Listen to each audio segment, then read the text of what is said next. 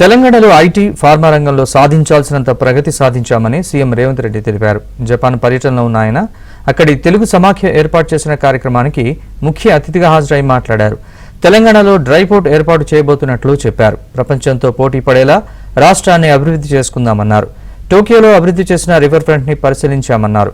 మూసీ నది ప్రక్షాళనకు కొంతమంది అడ్డుపడుతున్నారని మండిపడ్డారు. ఢిల్లీ పరిస్థితిని చూసి మనం గుణపాఠం నేర్చుకోవాల్సిన అవసరం లేదా అని ప్రశ్నించారు. మూసీ ప్రక్షాళన, మెట్రో విస్తరణ, regional ring road, radial roads Telangana పురోగతికి కీలకమని సీఎం రేవంత్ రెడ్డి తెలిపారు.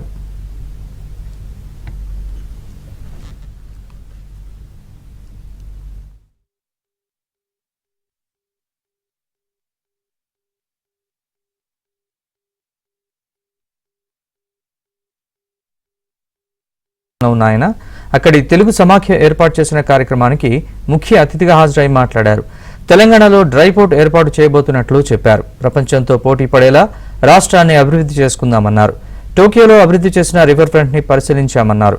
మూసీ నది ప్రక్షాళనకు కొంతమంది అడ్డుపడుతున్నారని మండిపడ్డారు. ఢిల్లీ పరిస్థితిని చూసి మనం గుణపాఠం నేర్చుకోవాల్సిన అవసరం లేదా అని ప్రశ్నించారు. మూసీ ప్రక్షాళన, మెట్రో విస్తరణ, regional ring road, radial roads Telangana పురోగతికి కీలకమని సీఎం రేవంత్ రెడ్డి తెలిపారు.